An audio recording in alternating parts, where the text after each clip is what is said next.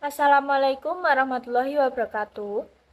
Kami dari kelompok 3 yang beranggotakan saya, Dia Hayu Pitaloka dengan NIM 21105540030 dan teman saya yang bernama Aulia Nur Rahima Putri dengan NIM 21105540028. Di sini kami dari Prodi Ilmu Komunikasi B semester 3. Kami akan menjelaskan materi tentang teori kepribadian kelompok.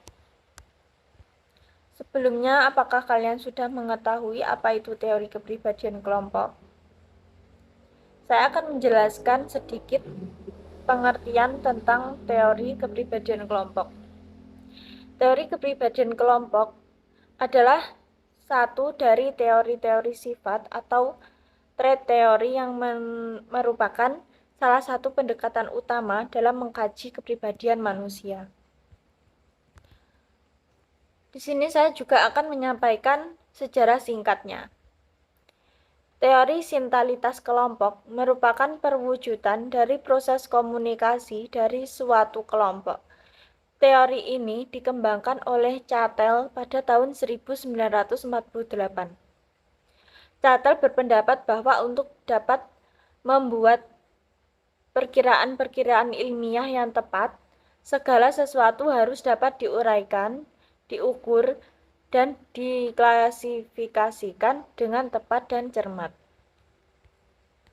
Adapun asumsi dasar berasal dari kata sintalitas atau sintality yang digunakan oleh Cattell untuk menunjukkan kepribadian kelompok yang mencangkup kebersamaan, dinamika, temperamen, dan kemampuan kelompok.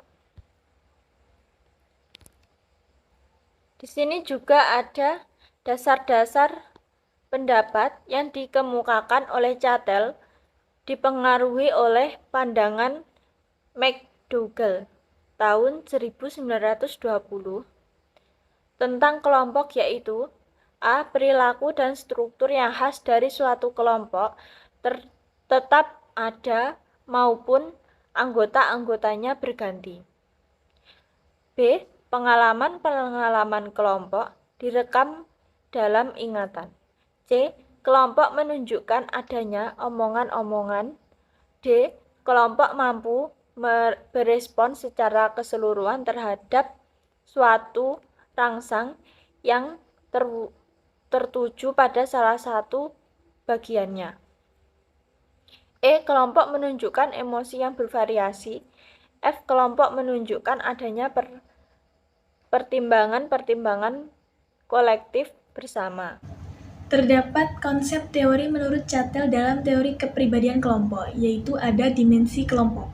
Dimensi kelompok terdiri dari sifat populasi, sifat sintalitas, dan juga karakteristik struktural internal yang terhubung satu sama lain.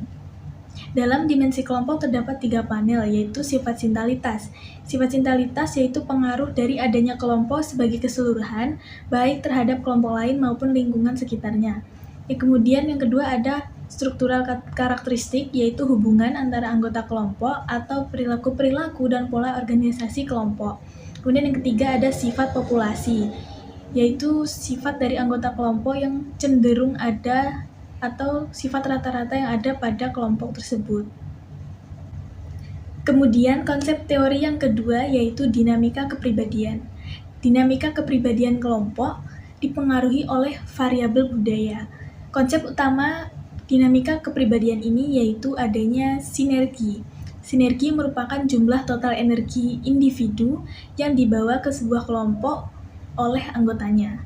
Menurut Cattell terdapat 2 macam sinergi yang berdampak pada usaha dalam sebuah kelompok, yaitu maintenance sinergi dan juga efektif sinergi. Maintenance sinergi di sini adalah energi dari anggota kelompok tersebut untuk memelihara suatu organisasi atau kelompok. Kemudian ada efektif sinergi adalah cara mereka dalam melakukan pemeliharaan terhadap organisasi atau kelompok yang mampu diterapkan secara efisien dari waktu ke waktu. Selanjutnya ada dimensi sintalitas.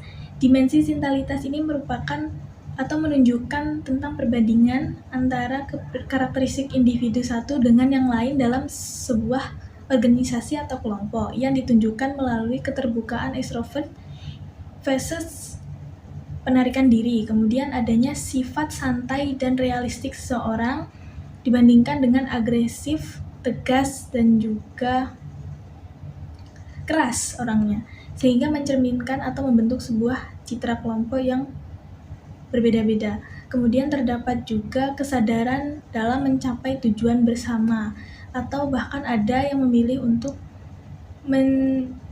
membuat kekacauan secara sadar dalam sebuah kelompok. Dan yang terakhir adalah ketidakberanian diri dalam komunikasi batin. Sekian dari kelompok kami tentang teori kepribadian kelompok. Apabila ada kurangnya, mohon maaf. Wassalamualaikum warahmatullahi wabarakatuh.